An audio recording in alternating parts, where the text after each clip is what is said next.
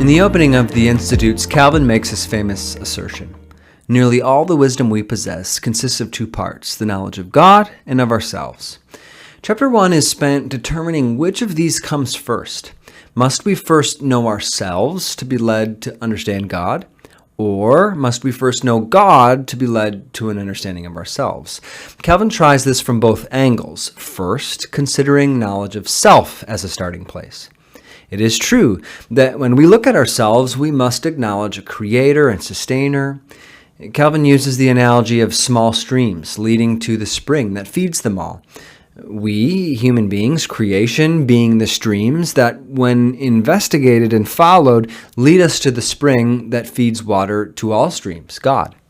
But perhaps more powerfully for Calvin is the depravity and corruption discovered in knowledge of self. There is wisdom, virtue, and abundance in the world, and these things don't seem to be from ourselves, which are full of lusts and all manner of evils. To this extent, writes Calvin, we are prompted by our own ills to contemplate the good things of God, and we cannot seriously aspire to Him before we begin to become displeased with ourselves.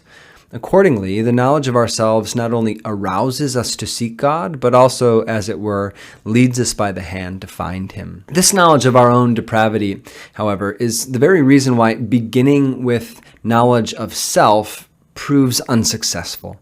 Calvin acknowledges that our pride corrupts our view of ourselves. We might, without proper perspective, consider ourselves to be wise and holy, just like an eye that has only seen black can't judge pure white very well.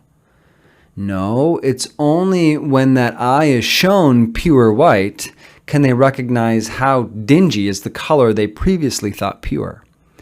Or, put another way, we think our eyesight is pretty good when we look about the earth, but we find it to be quite lacking when we try and gaze on the brilliance of the sun. Instead, we try out that second angle, knowledge of God as our starting place. Suppose we but once begin to raise our thoughts to God, writes Calvin, and to ponder His nature and how completely perfect are His righteousness, wisdom, and power, the straight edge to which we must be shaped. Then, what masquerading earlier as righteousness was pleasing in us will soon grow filthy in its consummate wickedness. This answers the question. We must first study who God is. This is because, according to Calvin, we must infer that man is never sufficiently touched and affected by the awareness of his lowly state until he has compared himself with God's majesty. Remember his analogy. When we look around at the darkness of the world, we seem to be brilliant white. But when compared to the pure white that is God, we recognize how dingy our color is. It's the glory of God that affects this knowledge in us. Consider Manoah in Judges 13. We shall surely die, for we have seen God. Ezekiel and others fall to the ground at the sight of His glory.